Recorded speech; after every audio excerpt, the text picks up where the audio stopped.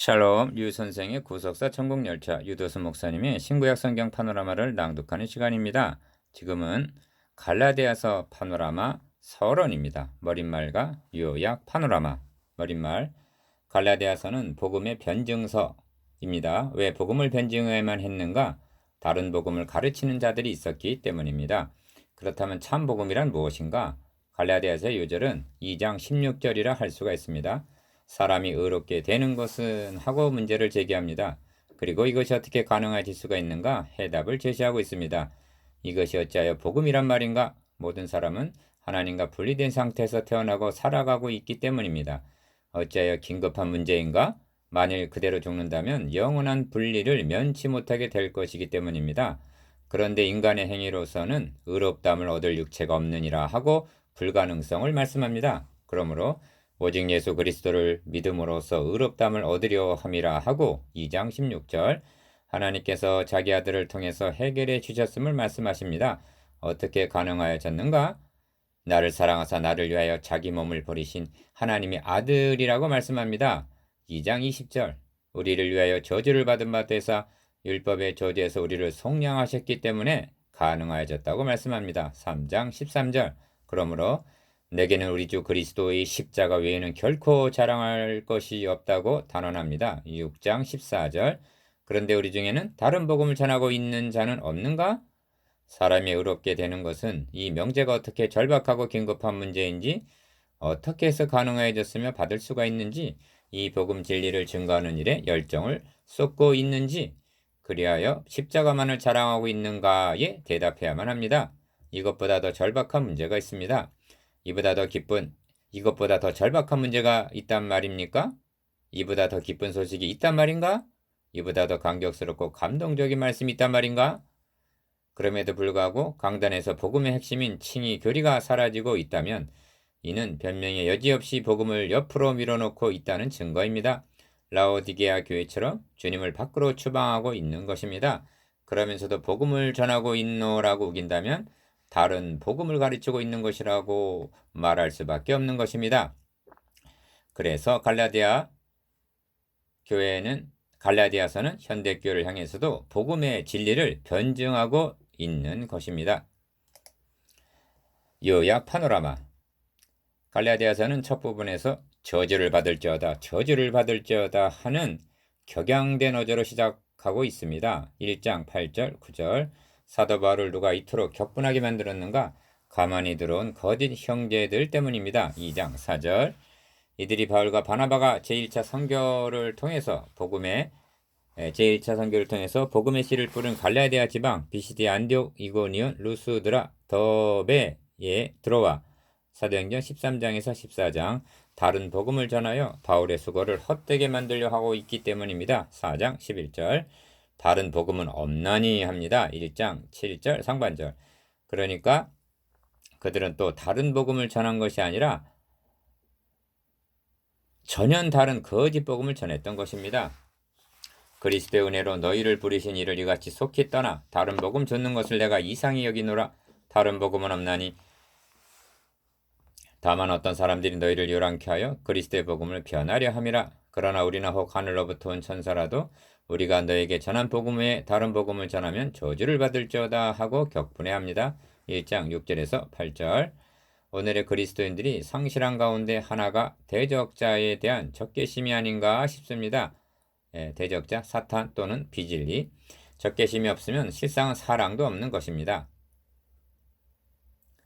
생각해 보십시오. 우리가 여러분의 닭을 물어갔다면 어떻게 하시겠습니까? 닭이 아니고 당신의 사랑하는 자식을 물어갔다면 당신은 어떻게 반응하시겠습니까? 바울은 지금 그런 분한 마음으로 갈라디아서를 쓰고 있는 것입니다. 저주를 받을지어다. 갈라디아 성도들은 바울이 전해준 십자가의 도를 속히 떠나 다른 복음을 쫓아가고 있었습니다. 어리석도다 갈라디아 사람들아. 예수 그리스도께서 십자가에 못 박히신 것이 너희 눈앞에 밝히 보이거늘 누가 너희를 꾀더냐 하고 책망합니다. 3장 1절 그렇다면 거짓 교사들은 복음을 어떻게 변질시켰으며 그들이 전한 다른 복음이란 무엇인가?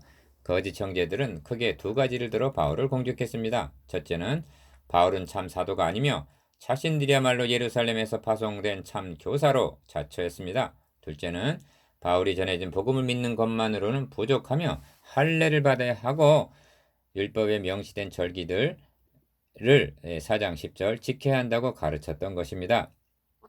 그리하여 바울은 사람들에게서 난 것도 아니요 사람으로 말미암는 것도 아니요 오직 예수 그리스도와 및 죽은 자 가운데서 그리스도를 살리신 하나님 아버지로 말미암아 사도된 바울은 하고 자신의 사도권을 옹호합니다. 1장 1절. 이 점에서 유의할 점은 바울은 자신을 옹호하기 위해서 이렇게 말씀하고 있는 것이 아니라는 점입니다. 거짓 교사들이 바울의 사도권을 공격한 것은 바울이 전한 복음을 헛되게 만들기 위한 술책이었던 것입니다. 그러므로 바울이 사도권을 옹호하고 있는 것은 자신이 전한 복음의 권위를 수호하기 위해서임을 잊어서는 아니 됩니다. 이 점은 말씀을 맡은 모든 설교자들에게도 적용이 됩니다. 설교자가 어떤 이유에서건 권위를 상실하게 되면 그가 전하는 말씀의 권위도 설 수가 없게 되는 것입니다. 그러므로 바울은 디모데에게 너가 이것들을 명하고 가르치라 한 다음에 누구든지 너의 연수함을 업신여기지 못하게 하라 하고 디모데전서 4장 11절에서 12절 전도자의 권위에 도전하지 못하도록 하라고 명하고 있는 것입니다. 현대교회가 취하고 있는 반응대로라면 저들이 예수를 부인하는 것도 아닌데 할례를 받아야 한다는 주장을 다른 복음으로 규정하고 저주를 받을지어다 하고 정죄한단 말인가? 너무나 편협한 것이 아닌가 여길 법도 합니다. 그렇지가 않습니다. 모든 것이 하나님께로 낫나니 하신 말씀대로 고린도후서 5장 18절 구원은 전적으로 하나님께서 그의 아들 예수 그리스도의 대속을 통하여 이루어 주신 것입니다. 거기다가 무엇인가 첨부시키려 한다면 이는 그리스도의 복음을 변하게 한 7절 다른 복음이 되고 마는 것입니다. 그렇게 한다면 너희는 그리스도에게서 끊어지고 은혜에서 떨어진 자로다 라고 말씀합니다. 5장 4절 그리스도의 복음을 변하려 함. 형제 여러분, 구원은 전적으로 하나님께서 다 마련해 주신 것입니다. 값없이 거저 주시는 것입니다. 하고 말해주면 사람들이 환영하고 기뻐할 것 같지만 사실은 그렇지가 않습니다. 타락한 인간은 자기 중심적이 되어서 자신이 무엇인가 해야 한다고 생각을 합니다. 말하자면 하나님이 90%를 해주시고 자신도 10% 정도는 보태야 된다고 한다는 말씀입니다. 왜냐하면 자랑거리를 갖기를 원하고 있기 때문입니다.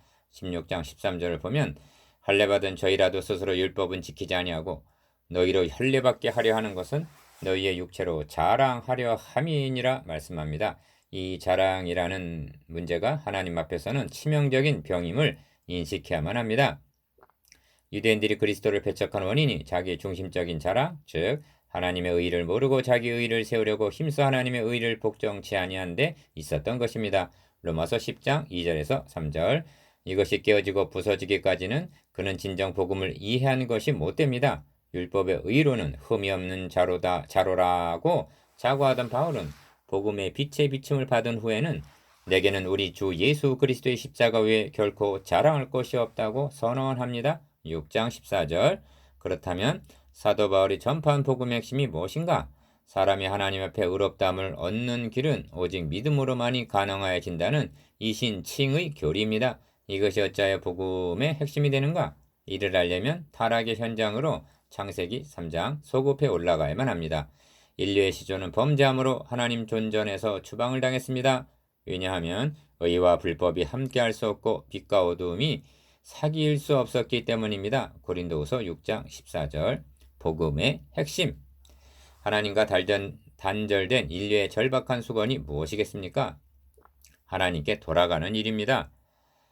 그러나 율법의 행위로 그 하나님의 앞에 의롭다 하심을 얻을 육체가 없나니 합니다. 로마서 3장 20절 그러므로 죄인이 구원함을 얻는 데 있어서 가장 큰 난제는 인간이 하나님 앞에 어떻게 의롭다함을 얻을 수 있는가 하는 문제입니다. 이 문제만 해결되면 다음은 자연히 풀려나게 됩니다. 한번 이렇게 말해 보십시오. 하나님은 의로우시다. 그런데 나는 의롭지 못하다. 이 말에 동의하십니까? 그렇다면 의로우신 하나님과 의롭지 못한 나와의 관계는 어떤 상태에 놓이게 되는가? 오직 너희 죄악이 너희와 너희 하나님 사이를 내었다고 말씀합니다. 이사야 59장 2절 갈라디아서는 우리 앞에 두 길을 제시합니다. 믿음으로 의롭게 되는 길과 행함으로 의롭게 되는 길이 놓여 있습니다.